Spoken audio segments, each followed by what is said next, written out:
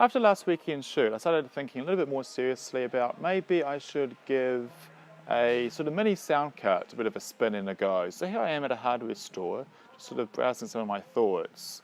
And basically my core idea is that I'm going to take one of those sort of hand cut trolleys like this and just sort of build it up from that point.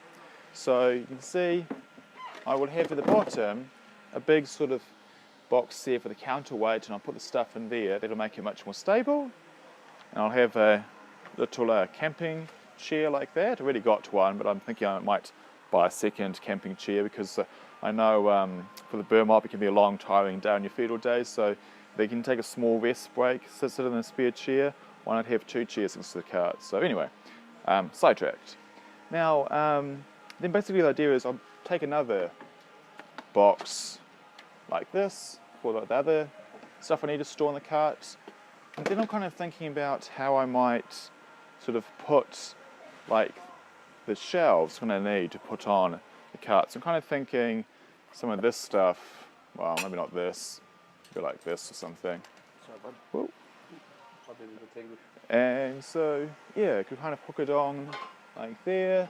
I don't know, I feel like I might need to get sort of a mounting point here, drill it on and sort of securely mount it, and then I have like two levels of shelves, and those shelves would be where like my mixing control panel would be, and then the shelf above would be where the recorder sits. So maybe like a bigger shelf like this can sit on it, that'll be for the control panel, and then smaller little shelf like that would be for the recorder. Anyway, I'm just sort of, starting to experiment with some thoughts and taking a look around the hardware store to see what I can come up with. And that's just, my thoughts. What are other people's thoughts? Share, like, and subscribe, and comment below and tell me about it. I probably also need to like find some sort of clasp thing so we can sort of rest the boom poles, each one, on the side as well. That'd be really good too. Anyway, there'll be lots of sort of tweaks I'll probably do over the next years coming as I adjust and build it out. And but yeah, that's going to be the starting point. See ya.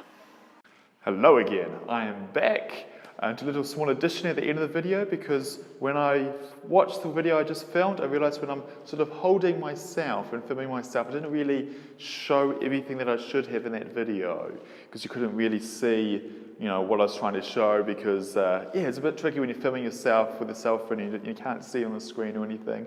Anyway, so now I've got a very able assistant that's going to be sort of filming me while I'm back here at the office, and I'll show you some of the things that I did get. I didn't get everything because I was just going for a bit of a bike ride on my bike to get some exercise and do some errands, of which two of the errands was picking up these monitor recorders that I got. So this here is the Atmos Samurai, is this called Samurai or Samurai Blade? Anyway, it's Atmos Samurai recorder. So basically it's a 3.5 or a 5-inch, a 5-inch monitor together with a full HD 1080 recorder. It records a ProRes, it records the two SSDs, and I quite like it. I already have one of these that I use with my Sony F3 camera, and but occasionally, like you saw one of my earlier uploads, I will be using two Sony F3 cameras, so I need a second recorder to get the 10-bit from it, because I kind of realized that Sony F3 doesn't actually output 10-bit over the HDMI, so you really do have to get an SDI recorder if you want to get the full 10-bit out of it. Anyway, the handy thing is this also comes with handles, so if I'm not using it as a camera monitor and recorder, but instead you're taking it off camera for the director's monitor, this is really useful for the director to sort of have handles like this to watch what's being filmed and to direct.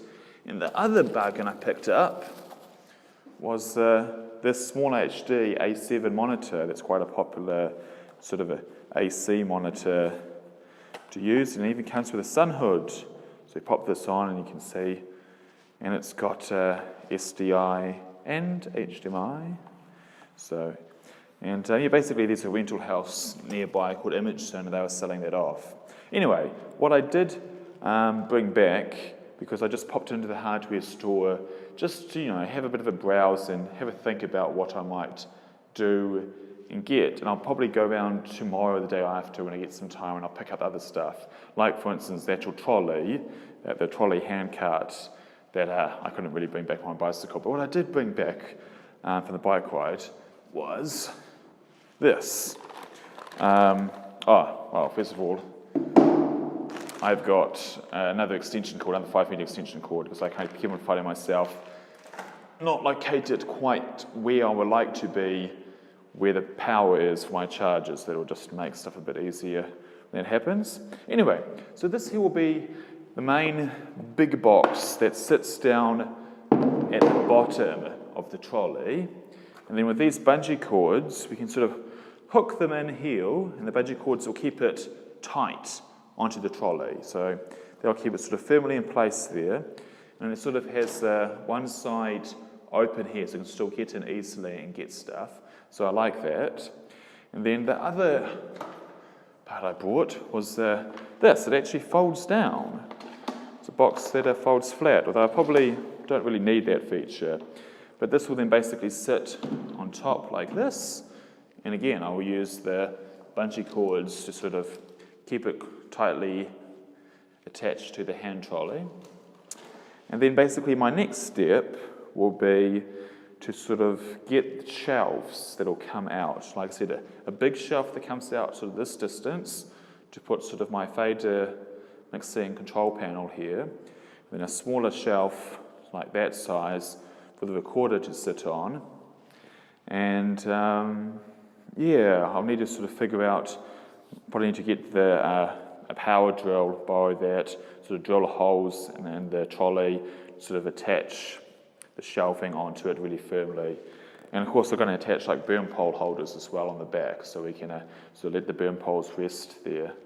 And the last thing is the second, so I already have one camping chair, but like I said, might not be a bad thing to get a second camping chair, and my burn mop can rest in it. And so yeah, that's basically the idea. I would be sitting here and I'll have the mixing cart in front of me. It'll be a work in progress, but baby steps at a time. And thanks for watching this quick addition to the video. Now I really mean a goodbye. Goodbye.